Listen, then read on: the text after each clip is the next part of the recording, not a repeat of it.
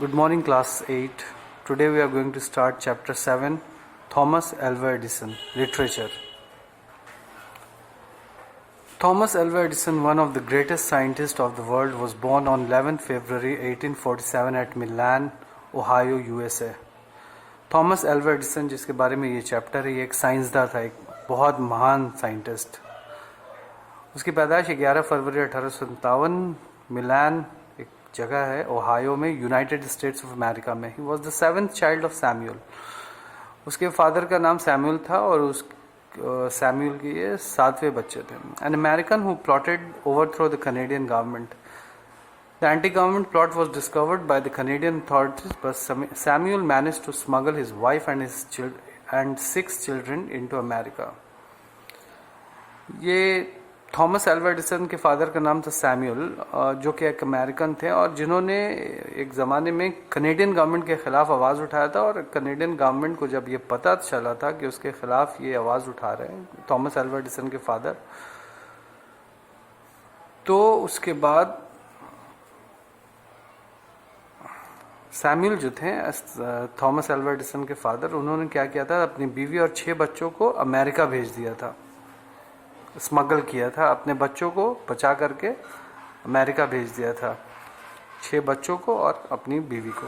The grandfather of the scientist had been condemned to death as a British sympathiser in the American war of independence. ये जो scientist हैं Thomas Alva Edison, इनके जो grandfather थे, इनको भी सजा दी गई थी, मौत की सजा दी गई थी. क्यों दी गई थी?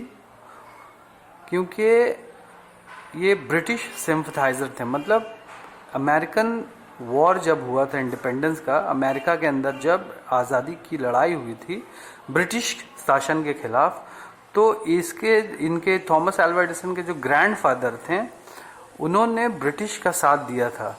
ठीक है, जिसके वजह से अमेरिकन वॉर ऑफ इंडिपेंडेंस में उनको फांसी की सजा दी गई थी. But he was a man of great determination and escape to Nova Scotia. मगर इसके फादर जो थे, थॉमस एल्वा एडिसन के जो फादर थे, जिनका नाम ऊपर है सैमुअल, वो बहुत हिम्मत वाले इंसान थे और वो भाग करके नोवा स्कोटिया आ गए थे. अब चैप्टर स्टार्ट होता है, मेन चैप्टर जो अब हम लोग स्टार्ट करने वाले हैं वहां से. ये तो उनके दादा के बारे में था और उनके बैकग्राउंड के बारे में था और उनके फादर के बारे में था.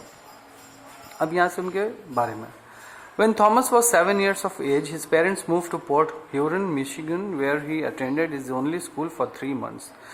जब थॉमस एल्वा एडिसन 6 साल के थे तो उनके जो पेरेंट्स थे वो पोर्ट ह्यूरन आ गए थे. मिशिगन एक शहर है अमेरिका में, वहाँ पे, और जहाँ पे उनको 3 महीने स्कूल जाना पड़ा था. 3 महीने वो स्कूल गए थे इस जगह में, मिशिगन में, थॉमस एल्वा एडिसन.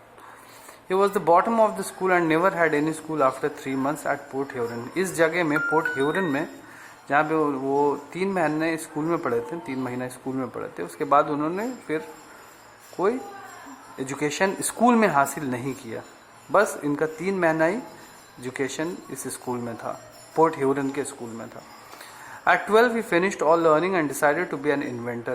12 साल तक जो भी पढ़ना था उन्होंने पढ़ाई की और उसके बाद उन्होंने ये फैसला किया कि उनको आविष्कार करना है, एक आविष्कारिक बनना है, मतलब आविष्कार करने वाला बनना है. फॉर दिस कौन? Thomas Alva Edison.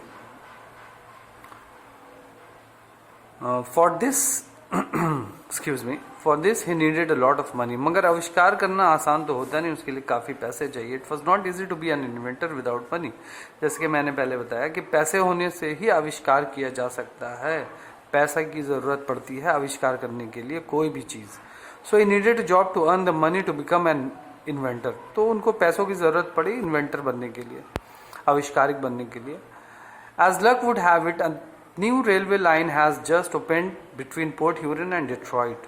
The railway allowed him to sell newspaper and sweets on board without any fees and keep whatever profit he made. किस्मत ने उनका साथ दिया. एक नया रेलवे लाइन बनने वाला था और पोर्ट ह्यूरन और डिट्रॉइट के बीच में, ठीक है. तो यहाँ पे उनको काम मिल गया. क्या काम मिला कि वो वहाँ पे न्यूज़पेपर और मिठाई बेच सकते हैं बिना कोई फीस दिए. मतलब वहाँ पे रेलवे को कि कोई फीस दिए बगैर वो ये कर सकते हैं, मिठाई बेच सकते हैं, न्यूज़पेपर बेच सकते हैं, क्योंकि जब रेलवे लाइन का काम हो रहा था तो बहुत लोग आते थे जाते थे वहाँ पे। And keep what ever profit he made, और जो भी मुनाफा वो अपने पास रख सकते हैं। It appeared an ideal arrangement for young inventor. The railway also allowed him to convert a part of luggage compartment into a lab. इसके अलावा जो रेलवे डिपार्टमेंट था उन लोगों ने थॉमस अल्वा एडिसन को ये भी इजाज़त दे दिया था कि एक लगेज कंपार्टमेंट को आप अपना लैब बना सकते हैं अपने एक्सपेरिमेंट के लिए, आविष्कार करने के लिए। For 6.5 hours every day, the train stayed in the yard in Detroit. Much of this time was utilized by Thomas for studying physics and chemistry at Detroit Public Library, as well as for research in his makeshift lab. तो train वहाँ पे आकर के रुका करता था और उनको समय मिलता था 6 घंटे के लिए उनको समय मिलता था रोज़ाना। जो भी पढ़ना चाहें या एक्सपेरिमेंट करना चाहें वो फिजिक्स और केमिस्ट्री उस समय पढ़ा करते थे उस ट्रेन के कंपार्टमेंट में, और लैब में एक्सपेरिमेंट वगैरह किया करते थे। Then at 4:30 every afternoon he began his return journey selling things, experimenting, selling more things until he arrived at Port Huron. और जब दोपहर के 4:30 बजा करते थे तो वो वापस आ जाया करते थे और सामान बिक्री किया करते थे, अपना एक्सपेरिमेंट भी करते थे और भी बहुत सारा सामान बिक्री किया करते थे, जब तक कि वो वापस पोर्ट ह्यूरन वहाँ से नहीं आ जाते थे। Later on, he started his own paper, printing it on a second-hand press in the same baggage compartment. बाद में उन्होंने एक अपना प्रिंटिंग प्रेस चालू किया पेपर का, सेकेंड हैंड प्रिंटिंग प्रेस खरीद करके बैगेज कंपार्टमेंट के अंदर। This paper was just 1 sheet the size of handkerchief मतलब होता है रुमाल, ठीक। तो ये पेपर जो न्यूज़पेपर इन्होंने निकाला था ये ज़्यादा बड़ा नहीं था, बस एक हैंकरचिफ जैसा रुमाल होता है उस साइज का था। It content the latest news which his friends in the telegraph profession passed on to him before it reached the country newspaper.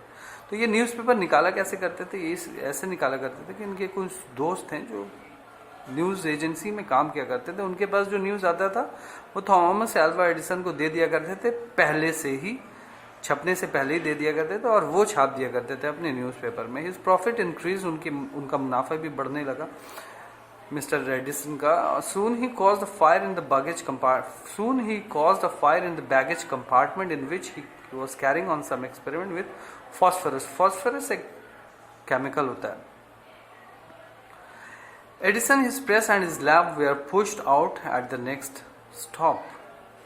मतलब क्या हुआ इसका कि एक एक्सपेरिमेंट के दौरान फॉस्फोरस से वो कुछ एक्सपेरिमेंट कर रहे थे बैगेज कंपार्टमेंट में, तो आग लग गया, जिसकी वजह से एडिसन को नेक्स्ट स्टॉप में मतलब अगले स्टेशन में उनको उनके प्रेस को और उनके लैब को हटा दिया गया। Thomas was not only a determined but a lucky person. Thomas के पास सिर्फ हिम्मत ही नहीं था बल्कि वो बहुत लकी भी थे, खुशकिस्मत भी थे। Soon after the disaster, he had the opportunity to save the small son of the Mount Chayman station master from an oncoming train. जब ऐसा हुआ कि उनके प्रेस को बंद कर दिया गया, हटा दिया गया उनके एक्सपेरिमेंट को, तो फौरन ही कुछ दिन में क्या हुआ कि एक व्यक्ति है जिसका नाम है माउंट चेमन्स, वो स्टेशन मास्टर थे, उनका एक बच्चा था जो ट्रेन से एक्सीडेंट होने वाला था, जिसको मिस्टर थॉमस ने बचा लिया था। So the thankful father promised to make Tom the best telegraph man in the country and get him a job as well. तो उस व्यक्ति ने जिसके बच्चे को इन्होंने बचाया था मिस्टर थॉमस एडिसन ने, तो उसने वादा किया कि आपको बहुत अच्छा काम मैं दिलाऊंगा। उस व्यक्ति ने इनसे वादा किया। He fulfilled his promise and Edison in fact became one of the best telegraphists in the country. टेलीग्राफिस्ट बोलते हैं जो मैसेज भेजते हैं रेडियो के द्वारा या फिर लैंडलाइन जो फ़ोन होता है वायर के द्वारा।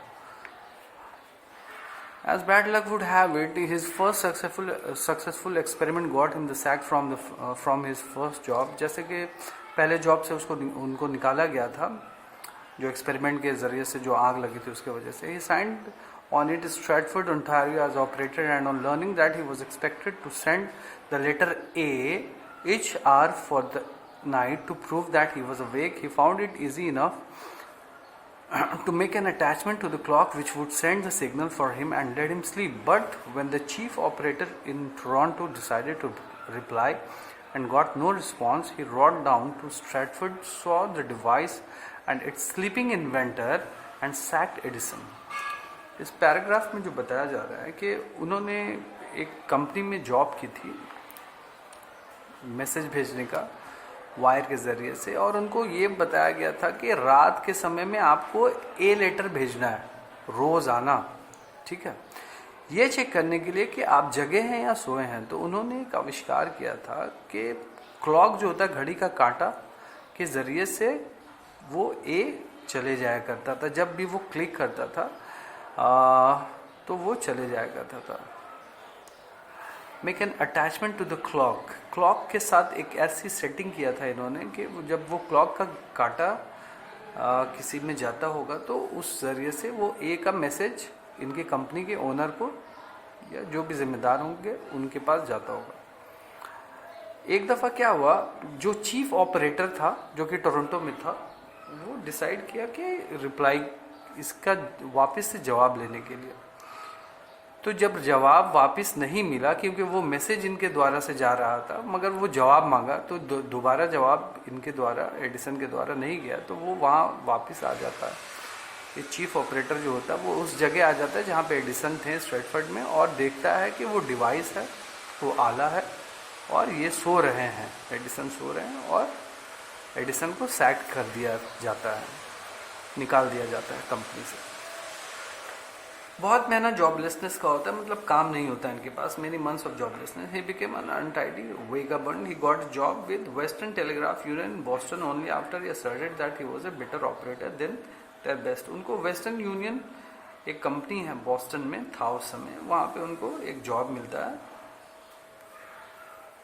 और ये भी ऑपरेटर वाला ही जॉब होता है, मैसेज भेजने का रेडियो या लैंडलाइन के द्वारा। तो इनको साबित ये करना होता है कि ये सबसे अच्छे ऑपरेटर हैं। They mischievously arranged for their best man in New York to send him 1,000 words at several times the normal speed. मगर ये कंपनी जो वेस्टर्न टेलीग्राफ यूनियन था ये बदमाशी करता है इनके साथ, और न्यूयॉर्क का सबसे बेस्ट टेलीग्राफर जो होता है, मैसेज भेजने वाला जो होता है, उसको अपॉइंट करता है और उसको बोलता है कि इनको थॉमस एडिसन को 1,000 वर्ड्स भेजो several times normal speed times the normal speed, हजारों शब्द भेजो, वर्ड्स भेजो जो नॉर्मल स्पीड है, मतलब जितने स्पीड में भेजना था उससे भी ज्यादा स्पीड में और ज्यादा वर्ड्स इनको भेजा जाता है। ये कंपनी की बदमाशी थी। The Boston operators crowded around him to laugh at him, but it soon became obvious that the speed of the New York man was inferior to that of Edison. मगर होता क्या है कि ये जो बदमाशी करते हैं ये लोग, इनको ज़्यादा वर्ड्स का मैसेज भेज करके ये देखने के लिए कि ये कर पाते या नहीं, मगर ये थॉमस एडिसन जो थे ये उसको भी कर लेते हैं और ये साबित कर देते हैं कि ये सबसे बेस्ट ऑपरेटर हैं, ठीक है। During his work with the Western Union, Edison patented his first invention, a vote recorder. ये वेस्टर्न यूनियन के काम के दौरान इन्होंने एक आविष्कार किया था जो कि वोट रिकॉर्डर था, एक इन्वेंशन था, फर्स्ट इन्वेंशन, पहला इन्वेंशन था एक वोट रिकॉर्डर का। वोट रिकॉर्डर मतलब इलेक्शन का वोट वगैरह को रिकॉर्ड करने का कोई तरीका था। This marvellous invention could not but displease मतलब परेशान, हैरान करना the politicians of the day. उस समय के पॉलिटिशियन जो थे उनको बहुत नापसंद आया था ये आविष्कार जो इन्होंने किया था वोट रिकॉर्डर का। So Edison got busy with inventing other items, तो उन्होंने तो और भी सामान को आविष्कार करना शुरू किया। Invented a duplex telegraph system in which two message could be sent in opposite direction over the same wire. एक डुप्लेक्स टेलीग्राफ का इन्होंने आविष्कार किया था। इसका काम क्या था ये डुप्लेक्स टेलीग्राफ का कि मैसेज भेजना है, दो मैसेज जाया करता था इस डुप्लेक्स टेलीग्राफ से ऑपोजिट डायरेक्शंस में, एक ही तार के इस्तेमाल से दो मैसेज जाया करता था ऑपोजिट डायरेक्शन से।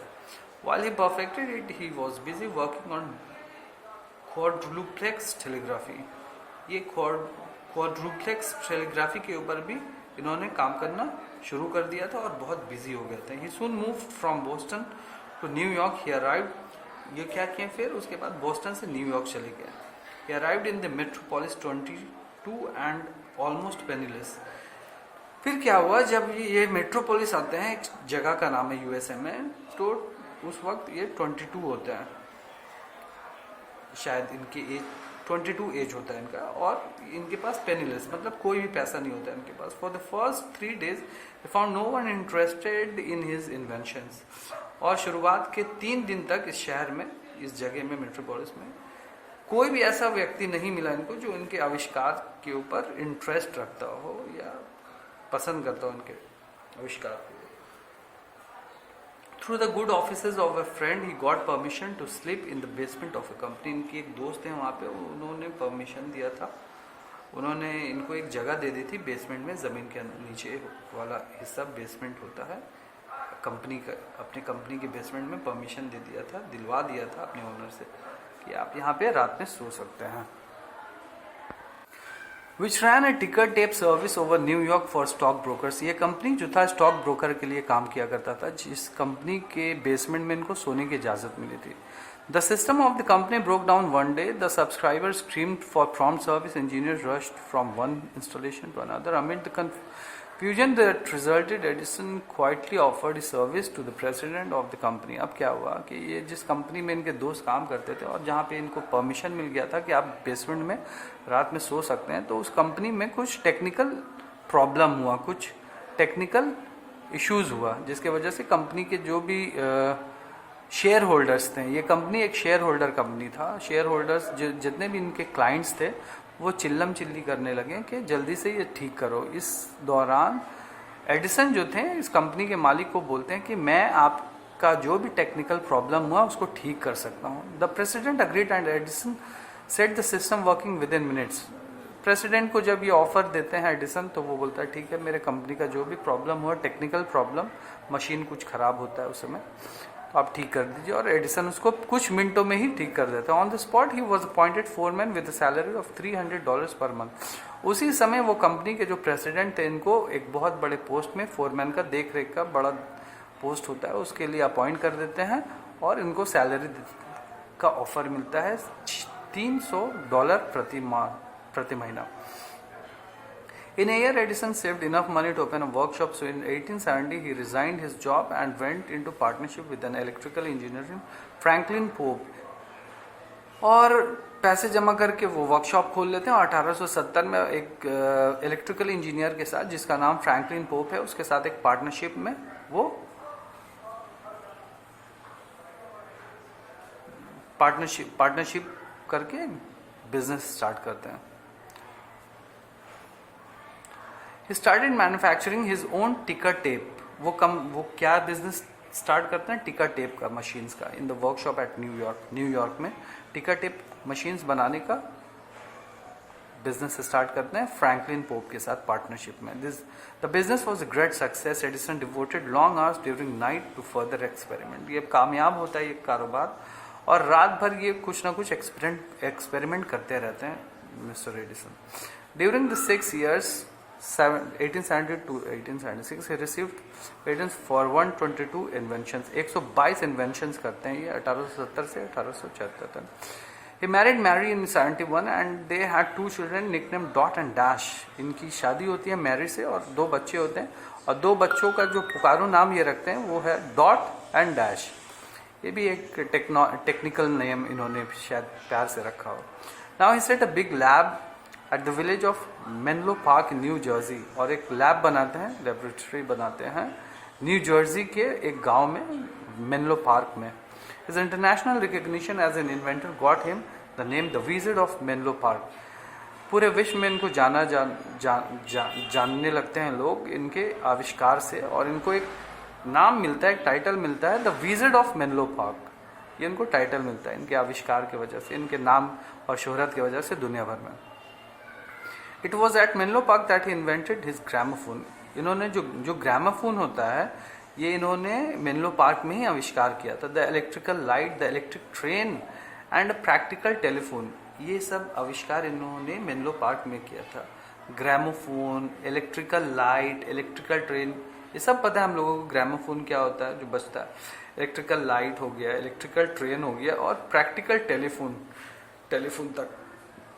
1884 मैरी डाइड ऑफ टाइफाइड, उनकी जो वाइफ है वो मर जाती है टाइफाइड की वजह से 1884 में। लिविंग एडिसन वेरी डिजेक्टेड, और अकेले छोड़ करके या उदास छोड़ करके वो उनका डेथ हो जाता है, उनकी वाइफ का, मैरी का। A train journey in 1885 gave him the idea of inventing the nitroscope. एक ट्रेन जर्नी के दौरान 1885 में इनको एक आइडिया आता है आविष्कार करने का, नाइट्रोस्कोप। ये बताया जाएगा नाइट्रोस्कोप क्या है। The fourth runner of the modern motion pictures camera and projector. ये क्या है, नाइट्रोस्कोप क्या है? एक तरह का कैमरा और प्रोजेक्टर है जो अभी के युग में जो मोशन पिक्चर बनता है उसमें काम आता है। तो ये आइडिया इन्होंने आविष्कार किया था, नाइट्रोस्कोप का आइडिया आया था इनके कि नाइट्रोस्कोप आविष्कार किया जाए ट्रेन के जर्नी के दौरान, जो कि अभी मोशन पिक्चर में बहुत काम आता है, जैसे कि मोशन पिक्चर के लिए जो कैमरा का इस्तेमाल होता है या प्रोजेक्टर का इस्तेमाल होता है।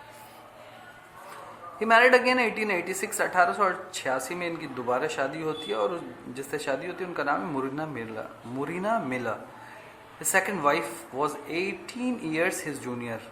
इनकी जो सेकेंड वाइफ थी, दूसरी बीवी थी, इनसे 18 साल छोटी थी।